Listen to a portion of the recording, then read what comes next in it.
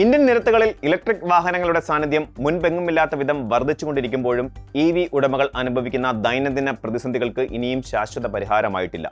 പാരിസ്ഥിതിക നേട്ടങ്ങളും കുറഞ്ഞ യാത്രാ ചെലവുകളും മുൻനിർത്തി ഇവികളിലേക്ക് മാറിയ വലിയൊരു വിഭാഗം ഉപയോക്താക്കൾ ഇന്ന് പ്രായോഗിക തലത്തിൽ കടുത്ത ആശങ്കയിലാണ്. ഡൽഹി, മുംബൈ, ബംഗളൂരു തുടങ്ങിയ രാജ്യത്തെ പ്രധാന മെട്രോ നഗരങ്ങളിൽ നടത്തിയ പഠനങ്ങൾ വെളിപ്പെടുത്തുന്നത് വിപണി നേരിടുന്ന ഈ ഗൗരവകരമായ യാഥാർത്ഥ്യത്തെയാണ്. സർവേയിൽ പങ്കെടുത്ത 88% ഉടമകളും തങ്ങളുടെ വാഹനം എവിടെ, എന്ന്, എങ്ങനെ ചാർജ് ചെയ്യും എന്ന കടുത്ത ആശങ്ക പങ്കുവെക്കുന്നവരാണ്. ഈ അടിസ്ഥാന സൗകര്യപരമായ ബുദ്ധിമുട്ടുകൾ കാരണം നിലവിലെ ഉടമകളിൽ 51% ആളുകളും തങ്ങളുടെ അടുത്ത വാഹനമായി ഒരു പെട്രോൾ അല്ലെങ്കിൽ ഡീസൽ എഞ്ചിൻ വാഹനം തിരഞ്ഞെടുക്കാൻ ഗൗരവമായി ആലോചിക്കുന്നുവെന്നത് വിപണിക്ക് വലിയൊരു മുന്നറിയിപ്പാണ് നൽകുന്നത്.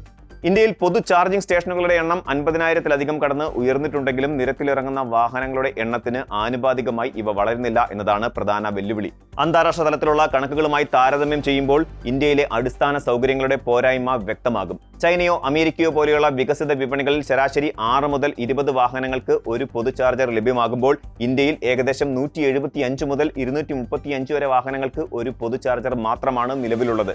ഈ കടുത്ത വ്യത്യാസം നഗരങ്ങളിലും ഹൈവേകളിലും ഒരുപോലെ യാത്രക്കാർക്ക് വലിയ തടസ്സങ്ങൾ സൃഷ്ടിക്കുന്നു. ലഭ്യമായ ചാർജിംഗ് സ്റ്റേഷനുകളുടെ പ്രവർത്തനക്ഷമതയും വലിയൊരു ചോദ്യചിഹ്നമാണ്. രാജ്യത്തുടനീളമുള്ള പൊതു ചാർജിംഗ് സ്റ്റേഷനുകളിൽ 25% സാങ്കേതിക തകരാറുകൾ മൂലമോ കൃത്യമായ പരിപാലനത്തിന്റെ അഭാവം മൂലമോ വൈദ്യുതി തടസ്സങ്ങൾ കാരണമോ പ്രവർത്തനരഹിതമായ അവസ്ഥയിലാണ്. ഒരു മൊബൈൽ ആപ്പിൽ ചാർജിംഗ് സ്റ്റേഷൻ ലഭ്യമാണെന്ന് കണ്ട് വിശ്വസിച്ച് അവിടെ എത്തിയ ഡ്രൈവർ ചാർജർ പണിമുടക്കിയ അവസ്ഥയിൽ കാണുന്നത് വളരെ വലിയ മാനസിക സമ്മർദ്ദമാണ് ഉണ്ടാക്കുന്നത്. പ്രവർത്തനരഹിതമായ ഒരു ചാർജിംഗ് സ്റ്റേഷൻ ഒട്ടും ചാർജിംഗ് സ്റ്റേഷൻ ഇല്ലാത്തതിനേക്കാൾ അപകടകരമായ അവസ്ഥയാണ് ഉപഭോക്താക്കളിൽ സൃഷ്ടിക്കുന്നത്. ഒരു ഡ്രൈവർ നേരിടുന്ന മറ്റൊരു പ്രധാന ബുദ്ധിമുട്ട് ചിതറിക്കിടക്കുന്ന ഡിജിറ്റൽ സംവിധാനങ്ങളാണ്. ഇന്ത്യയിലെ വിവിധ കമ്പനികളുടെയും ഏജൻസികളുടെയും ചാർജിംഗ് നെറ്റ്വർക്കുകൾ ഉപയോഗിക്കുന്നതിനായി ഒരു ഉപഭോക്താവിന് 17 മുതൽ 20 വരെ വ്യത്യസ്ത മൊബൈൽ ആപ്ലിക്കേഷനുകൾ ഫോണിൽ സൂക്ഷിക്കേണ്ടി വരുന്നുണ്ട്. ഓരോ നെറ്റ്വർക്കിനും വ്യത്യസ്ത ഡിജിറ്റൽ വാലറ്റുകളും ലോഗിൻ രീതികളും നൽകേണ്ടി വരുന്നത് അനാവശ്യമായ ആശയക്കുഴപ്പവും സമയനഷ്ടവും ഉണ്ടാക്കുന്നു. പലപ്പോഴും ഒരാപ്പിൽ ചാർജിങ്ങിനോട് ഒഴിവുണ്ടെന്ന് കാണിക്കുമെങ്കിലും നേരിട്ടെത്തുമ്പോൾ അവിടെ മറ്റു വാഹനങ്ങൾ പാർക്ക് ചെയ്തിരിക്കുന്നതോ അല്ലെങ്കിൽ സമയം സംബന്ധിച്ച പ്രാദേശിക നിയന്ത്രണങ്ങൾ നിലനിൽക്കുന്നതോ ആയി കാണാം.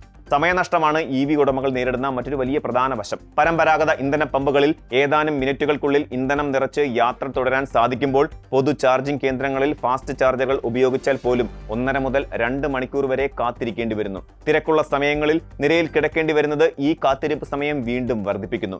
ഇത് ദൈനംദിന ജോലിക്രമങ്ങളെയും ദീർഘദൂര യാത്രകളെയും നിഷേധാത്മകമായി ബാധിക്കുന്നുണ്ട്. വാഹനത്തിന്റെ റീസെയിൽ വാല്യൂവുമായി ബന്ധപ്പെട്ട ഭീതികളാണ് പുതിയ ഉപഭോക്താക്കളെ പോലും പിന്നോട്ട് വലിക്കുന്നത്. സർവേയിൽ പങ്കെടുത്ത 33% ആളുകളും സെക്കൻഡ് ഹാൻഡ് വിപണിയിൽ ഇലക്ട്രിക് വാഹനങ്ങൾക്ക് ലഭിക്കുന്ന കുറഞ്ഞ വിലയിൽ ആശങ്കാകുലരാണ്. വാഹനം വാങ്ങി വെറും 2 വർഷം പൂർത്തിയാകുമ്പോഴേക്കും അതിന്റെ മൂല്യത്തിൽ 40%-ലധികം ഇടിവ് സംഭവിക്കുന്നതായി കണക്കുകൾ സൂചിപ്പിക്കുന്നു.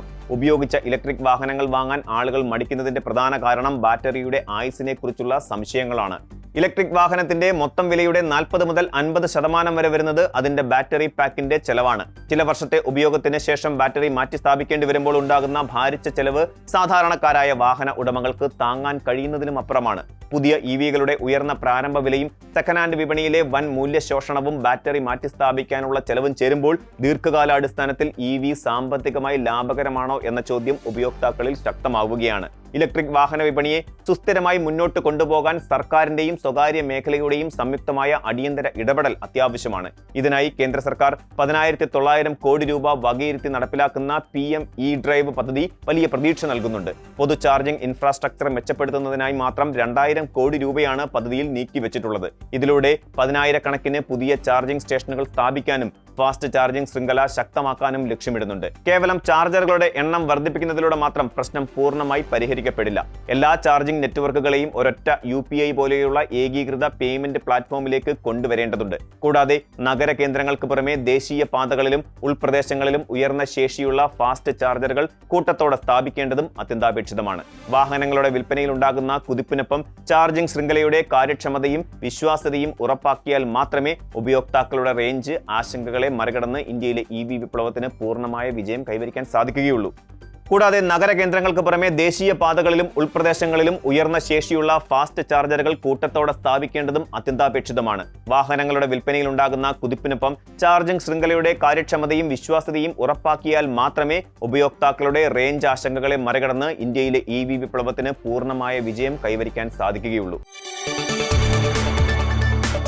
കൂടുതൽ വാർത്തകൾക്ക് news 18 Keralam YouTube channel subscribe ചെയ്യുക.